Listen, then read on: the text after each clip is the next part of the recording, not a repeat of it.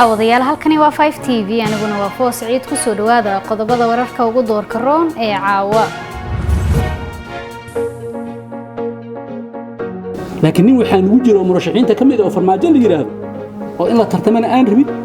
doorasho nadiif ah oo hufan in la galana aan rabin ayaan naga mida ninkaas markaa waa iska qabasho midowga musharaxiinta ayaa sheegay in ay sii wadi doonaan barnaamijyada ka dhanka ah dawladda federaalka ah ee Soomaaliya marka dhalinyartana maanta waa maalin dhalinyareed waxaan rajaynaynaa haddii alla yiraahdo inay dawladdu ka dhigto maalin fasax oo maalin qaran ay ka dhigto madaxweyne ku-xigeenka Soomaaliland ayaa maanta ka qayb galay 20ka February oo ah maalinta dhalinyarada Soomaaliland oo maanta si weyn looga xusay magaalada Hargeysa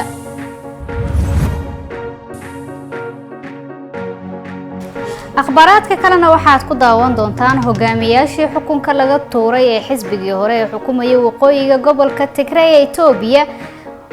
ayaa soo saaray shuruudo ay ku xireen wada hadalka nabadda ee kala dhaxeeya dawladda Itoobiya